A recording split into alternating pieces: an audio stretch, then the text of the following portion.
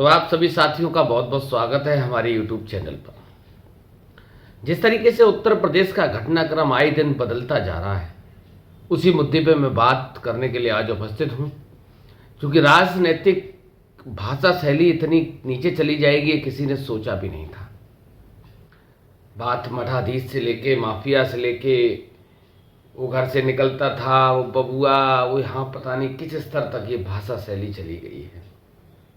अगर देखा जाए तो लोगों का मानना यह है कि इस समय अखिलेश यादव और योगी आदित्यनाथ में तलवार खिंची हुई है, लेकिन जस्ट दूसरी तरफ मेरा मानना कुछ और है।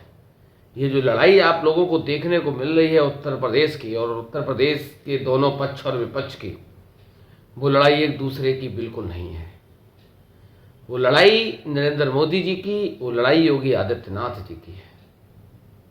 उसका सबसे बड़ा कारण है कि 2024 के लोकसभा चुनाव में जिस तरीके से भारतीय जनता पार्टी की हालत उत्तर प्रदेश में हुई थी, तब से नरेंद्र मोदी को ये लगता है कि योगी आदित्यनाथ ने जानबूझकर भारतीय जनता पार्टी की हालत कर दी, जानबूझकर इस तरीके के काम करे गए, जनता में निराशा गई और जाके बीजेपी की हालत उत्तर प्रदेश में खराब हो गई।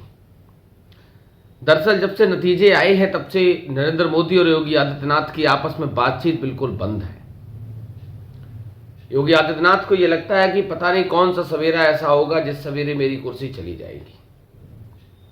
अगर दूसरी तरफ बात करूं तो इस समय नरेंद्र मोदी सिर्फ इंतजार में है, भारतीय जनता पार्टी का शीर्ष नेतृत्व इस इंतजार में है कि उत्तर प्रदेश की 10 विधानसभा सीटों के नतीजे आएं और नतीजों के आधार पर योगी आदित्यनाथ के कामों का आकलन किया जाए और उनको रास्ते से हटा दिया जाए।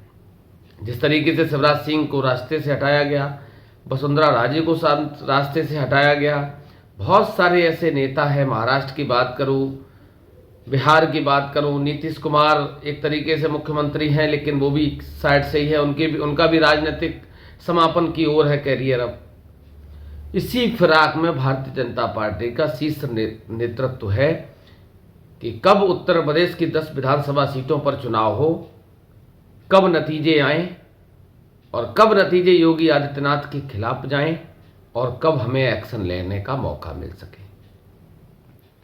जिस तरीके की खींचतान अखिलेश यादव और योगी आदित्यनाथ के बीच जुबानी तीर चल रहे हैं आजकल, उन तीरों को हर आदमी नहीं समझ पा रहा है।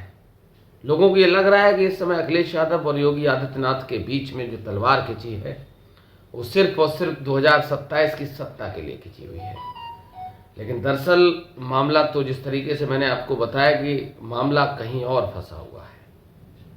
योगी आदित्यनाथ को 24 घंटे ये सपने आते हैं कि कब हमारी कुर्सी चली जाए, कब हमारे साथ शीर्ष नेतृत्व बीजेपी का कौन सा घटनाक्रम बना के तैयार कर दे।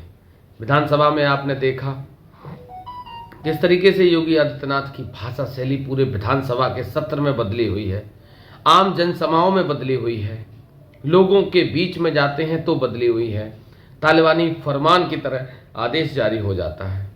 ये कोई छोटी बात नहीं है।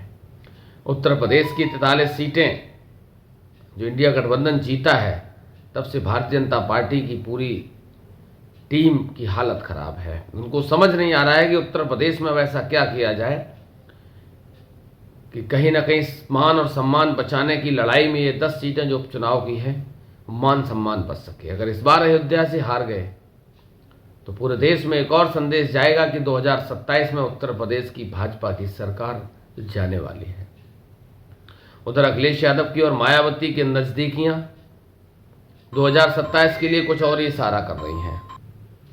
वो इतना बताने के लिए काफ़ी हैं कि आने वाले समय में उत्तर प्रदेश की राजनीति में कुछ भी संभव हो सकता है। इस समय मायावती एक एक सीट के लिए तरस रही हैं। उत्तर प्रदेश के लोकसभा चुनाव में खाता नहीं खुला, पूरे देश में बहुजन समाज पार्टी एक सीट के लिए तरस गई। 2019 के लोकसभा चुनाव की बात करूं तो अखिलेश यादव के साथ गठबंधन करके मायावती को जो संजीवनी मिली थी, वो मायावती को एहसास होने लगा, इसीलिए वो अब कहीं ना कहीं अखिलेश यादव की तरफ अपना रुख नरम कर रही हैं, हर मुद्दे पर कहीं ना कहीं धन्यवाद दे रही हैं। तो अब देखना ये होगा कि आने वाले 2027 के विधानसभा चुनाव के पहले किस तरीके की राजनीतिक घटनाक्रम उत्तर प्रदेश में बदलता है। उससे पहले 10 उपचुनाव की सीटें हैं और वो उपचुनाव की सीटें ये निर्णय करेंगे योगी आदित्यनाथ अपनी कुर्सी पर रहेंगे या योगी आदित्यनाथ की कुर्सी 2027 के विधानसभा चुनाव से पहले उनको किनारे लगाने से साइड लगाने की प्रक्रिया शुरू कर दी जाएगी।